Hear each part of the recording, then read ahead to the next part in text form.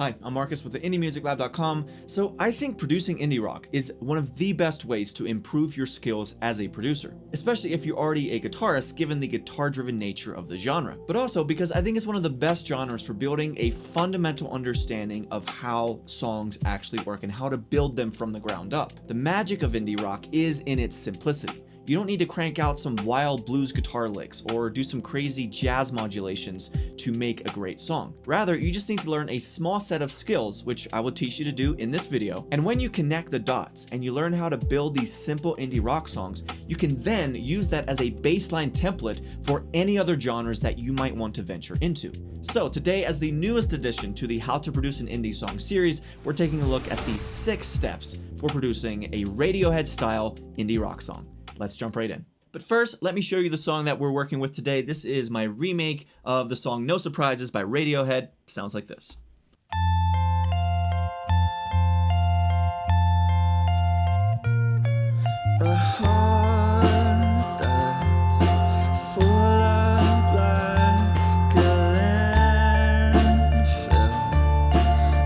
We'll get into the rest of the song as we continue to just work through this video. So, coming in at step 1 for producing this type of Radiohead indie rock song is you want a bell-like electric guitar tone. As you can hear with this electric guitar, it almost sounds like a bell. It's got that very clean bell, it's very high up on the fretboard on those high strings. And so for this, I just used my Fender Telecaster, recorded it in DI through my interface, and then I ran it through GTR Tool Rack from Waves. I went with one of the first presets, I think the first preset, which is Natural Beauty, and then I did make some slight adjustments here within the amp itself. And then I ran that, so here's where we are at this point. And then I just ran it through some EQ.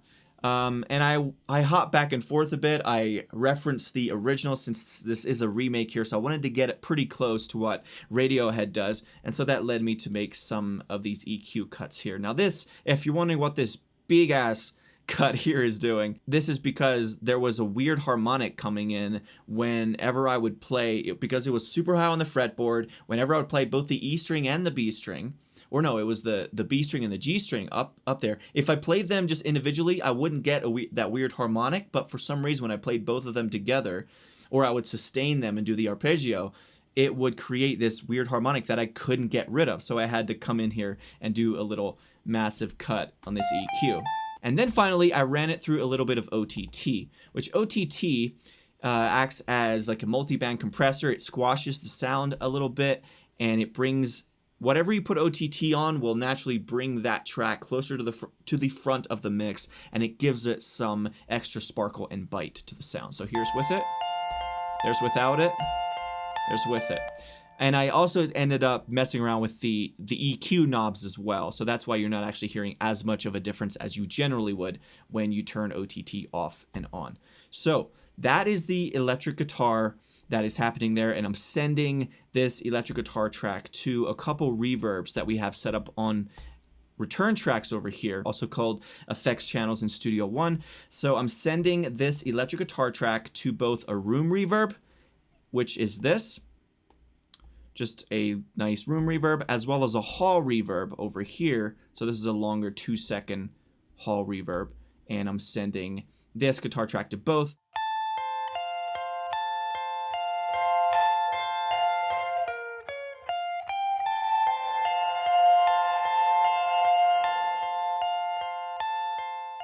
All right, step 2 to get a Radiohead-style indie rock song is you want a full-bodied bass sound.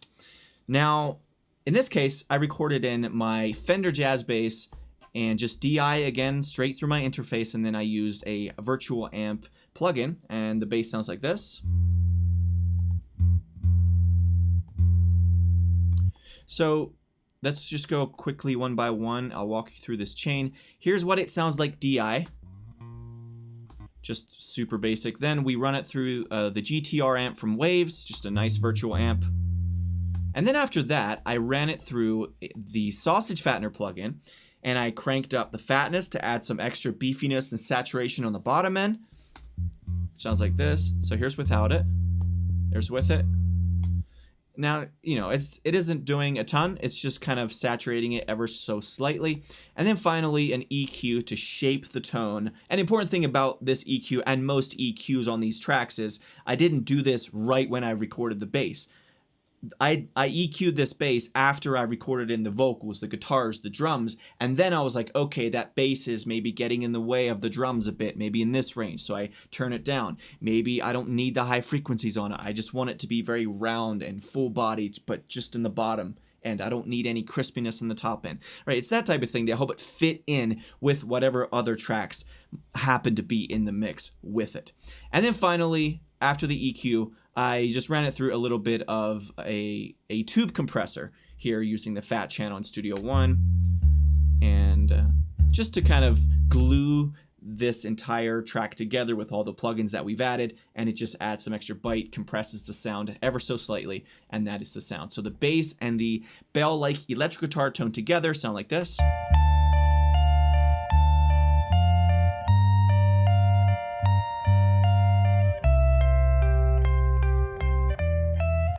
All right, step 3, vintage drums.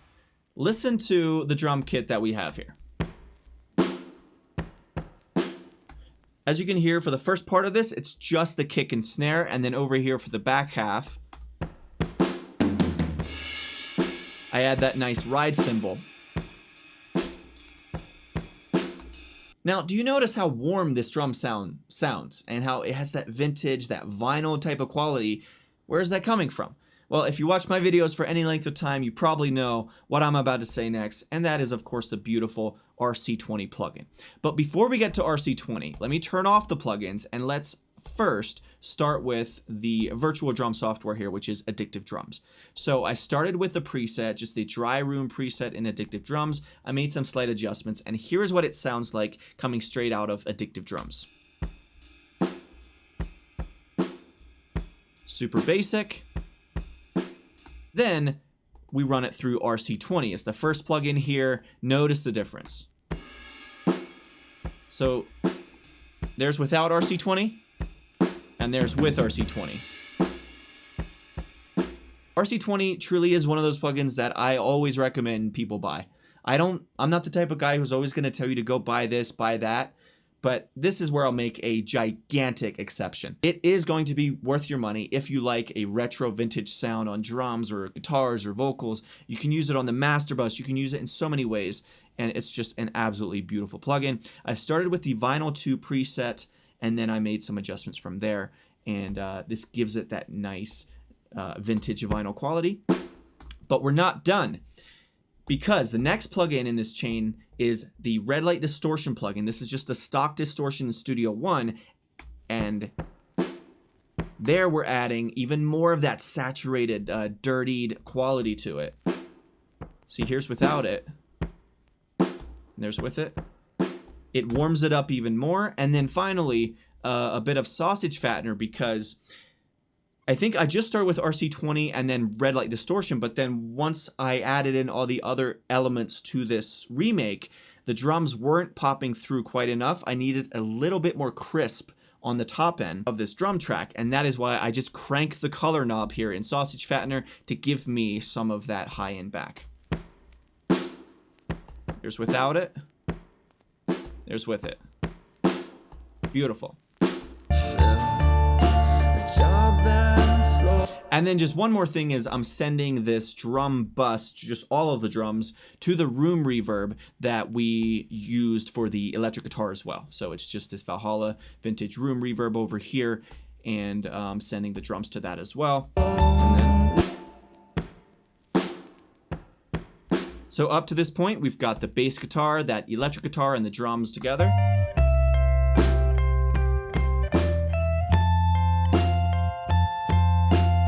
Now, I'm going to make a couple important points here.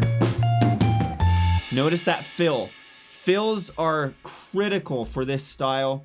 Make sure that you get your fills right, and this is especially important if you're trying to fake it and do this using MIDI. So you might have to do some experimentation. You might have to go through a lot of trial and error to really get these fills to feel natural, but it's worth your time because these fills are so crucial to this sound.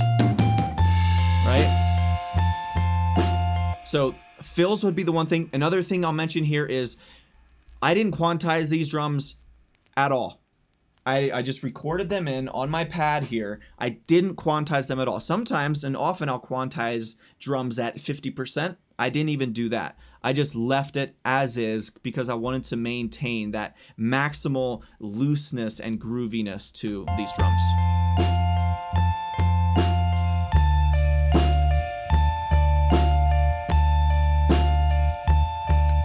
See, I mean, look at how loose these are. These are way off the grid. But that's how it's supposed to be because that's how it is when you record actual drums. So we're trying to emulate that even though we're using MIDI. All right, step 4 for this Radiohead style song is you want a warm, delicate vocal sound. So here is my vocal. Let me just solo it to get started. A heart that's full of like a landfill. First thing I'll mention here is there is 0 tuning on here. And that's crucial. Just like not quantizing the drums, if you really want this 90s, 2000s classic indie rock sound, you have to be super careful with using autotune. It doesn't mean you can't use autotune. It doesn't mean you can't use Melodyne or you can't quantize ever at all, a little bit, but you just have to be really careful. Like walk on eggshells when you do it because you can screw it up very quickly if you don't watch out. So first, let's go step by step. I'm going to turn off all the plugins, all the reverb sends, and here is just the dry vocal. A heart that's full of life. Now, as I said, step 4 here is you want a warm, delicate vocal. And that word delicate is important to this. Notice how I'm not singing this in a way I'm not like a heart that. Like I'm not adding too much compression and energy and this brightness to my tone. And instead, I'm creating a warmer tone quality from the jump. I'm not relying on plugins and EQ to get me the warm quality. I am achieving that warmth from the get-go before my voice even touches the microphone. So that's a key thing here because it's really hard to make a vocal recording warm if it's harsh when it is recorded. So that's the first step. Now, let me give you a little tip here that has really helped me and it might help you to improve your vocal recordings and your singing abilities. And this is one of my favorite approaches, especially when I want that warm, delicate sound, is to focus on singing almost from an NG sound. So what I mean by that is before I recorded this, what I would do is I would sing the melody in this like just NG, you know, ring, and then what I would try to do is maintain that positioning except now sing the actual words. So, a heart that's, you know, notice how it still maintains that NG quality. And it's not a heart that's, it's not that. It's so it creates this balance and this feeling of like you're hanging by a thread a little bit. And that also really helps you with vibrato. If you're trying to add a slight bit of vibrato to your sound, when you base your vocal positioning from that NG consonant, it can really position your voice to just get a much better vocal take than if you don't do that. So that's just a small tip that has really helped me of late. So let me know if it helps you. Go try it out because it really was a game changer for me when I started to intentionally think about it and implement it. Okay, now let's delve into the plugin chain that we have here. And we'll go one by one very quickly. The first is just a de-esser. Very standard, very self-explanatory, just to cut out those S's that are popping through too much. And then we have some EQ and some compression. Now, I could walk you through every little cut and boost and compression move that I did on these vocals, but the problem with that is when you're mixing vocals and you're adding EQ and compression, it's a lot of just reacting, you're responding to what you're hearing, and then you are carving into the sound and making it fit best in the context of the mix at large. And so I don't think it would necessarily be that helpful if I gave you like, hey, this is my precise EQ moves, because how is this going to help you exactly, right? So we have 2 instances of EQ on this plugin chain here. First one is here. And then I do have my 3-step compression system here, and I'll kind of give you the visual. This is the balance compressor. This is what I call my glue compressor. And then the third instance here is what I call my punch compressor. Now, if you want to learn all about EQ and compression, and you want to learn that 3-step compression system, as well as how to use EQ effectively on vocals, I'll leave a free link below. It's my vocal EQ and compression guide. It's a free download, so you can check that out. And that is really going to help you to grasp and understand what I am doing here on both EQ and compression. So, and then finally, after the EQ and compression, we have just another de-esser. I often like to do this where I'll have one de-esser as the first plugin in the chain, and then after we run that vocal through some EQ and especially through some compression, those S's might still be popping through a bit too much, so I'll slap another de-esser on towards the end of the chain. And then finally, at the very end here, I just have saturation knob. I wanted to add a bit of color, or not saturation knob, this is sausage fattener rather. I wanted to add some color and saturation to the top end to add slightly more crispiness to the tone. A job that slowly so here's there's some EQ, and then there's the compression, some more de-esser, some EQ, and then there's a sausage fattener at the end. That's the end of the chain there. And then I'm sending this vocal to the room reverb that we're sending both the drums and the electric guitar track to. So we're using this room reverb again to its full advantage, and we're sending multiple tracks to the same reverb. And then this delay reverb over here, the vocal is the only track being sent to this, and this is where you get that delayed reverb sound on the vocal.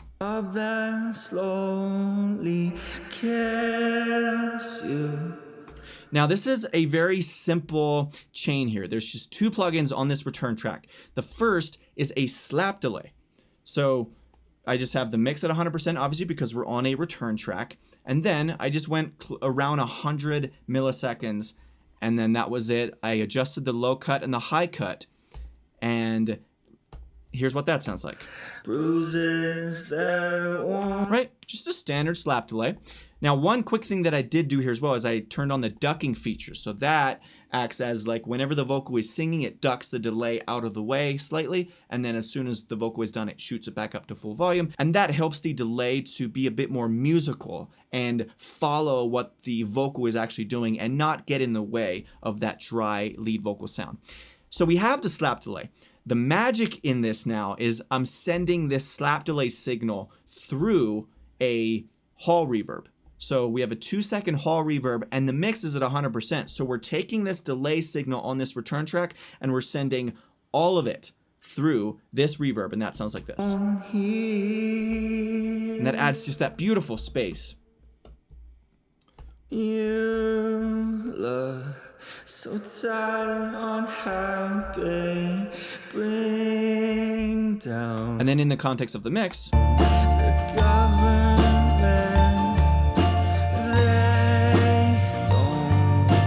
they don't speak for. Notice the difference when I turn it off. It doesn't quite have that ambiance that you want, but when you have that delay reverb on,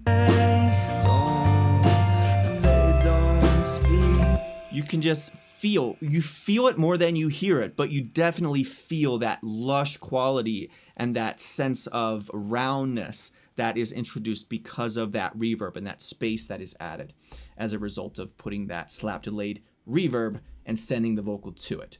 So that is step 4. You want to get a warm, delicate vocal sound. All right, now I'm going to run through the last two very quickly. Step 5 is double-tracked acoustic guitars. So this is super simple. I've just got 2 takes. I've got one acoustic guitar here.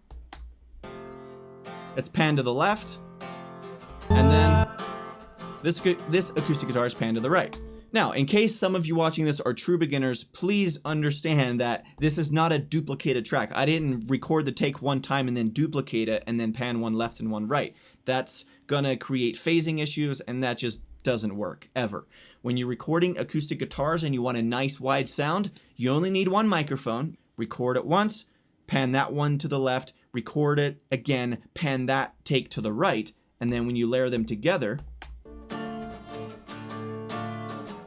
with some nice room reverb as well, so I'm sending these to that same room reverb.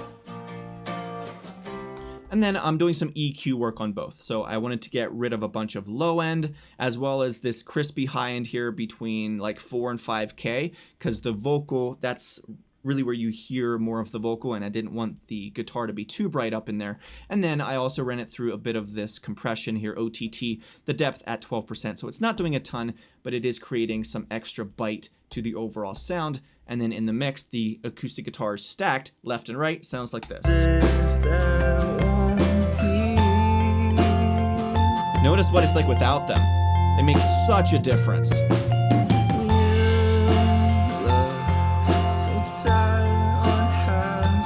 And by the way, these acoustic guitars are also very imperfect.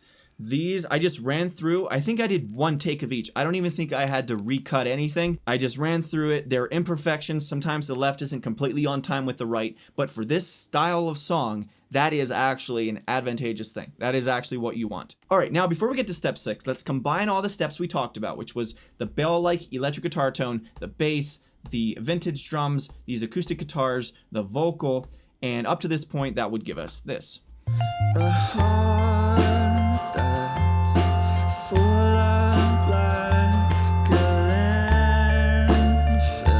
Now, that's basically the essence of this song, right? We've got the drums, we've got the guitars, we've got the bass, we've got the vocals, but we're producers, right? So we are trying to elevate the song and really squeeze everything we can out of it without losing the fundamental rawness and what makes this genre appealing in the first place. We're not trying to take away from that, but we do want to add some nice ear candy to layer in at the back end of a production. So let me give you a couple examples of what that might look like. So obviously we have this electric guitar going on right here, right? And that's on the right side of the stereo field.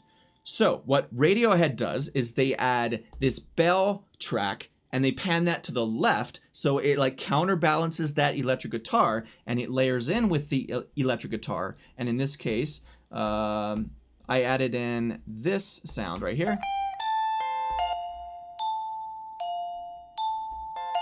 And then they just layer together so nicely. And that's just an example of incorporating some ear candy. The song could do without it, but with it, it actually does add value to it. Now this is Presence, a stock VST instrument in Studio One, and I went with the glockenspiel and just threw it in there. And then another example of adding in a bit of ear candy is I just wanted a pad to just kind of underneath everything, create a bit more fullness and I didn't want it to feel quite as empty, because without the pad, I felt like the overall sound didn't quite have enough glue and a bass level sense of roundness to it. And so that's why I wanted to add the pad. Right? It's just that. This is the most basic filtered out pad. You can just do like the octave and the fifth or whatever you do. It's super basic. It's at the bottom of the mix. As long as your pads aren't dissonant and they're not fighting with the rest of the song, then it's great. And just turn it down, turn it way down in the mix, and then also filter it out, because you don't need the high frequencies. You just want a nice warm sound to kind of glue the entire track together and to really accentuate a bit more of that round quality to the overall track.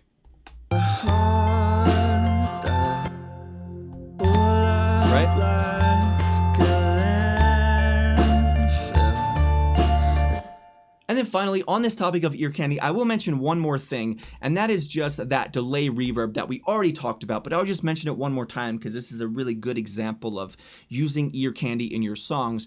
It's this slap delay.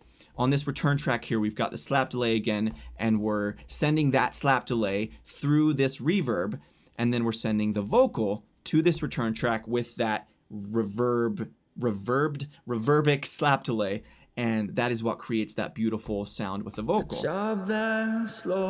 Right? Just beautiful. So that's one final example of really incorporating some ear candy and making the production very interesting. We're not doing a crazy amount because, again, we do want to retain that rawness, that real sense of acoustic sounding drums, acoustic guitars, not a bunch of tuning or quantization. We want to maintain and retain that rawness that is already there. And when we add this ear candy, we're just adding that last 5% of sparkle so that it is a bit more pleasing to listen to for all your listeners. So, my friend, I'm gonna go ahead and play this remake from start to finish so that you can get a real sense of the final result. Before I do that though, like I mentioned earlier, I do have my vocal EQ and compression guide. If you aren't fully confident in your ability to consistently make the right EQ moves and compress your vocals in an effective way, then this guide is going to help you tremendously. You'll get a visual understanding of when to make certain cuts or boosts on EQ, as well as I show you my settings on my compressors, which you can even copy verbatim if you want to,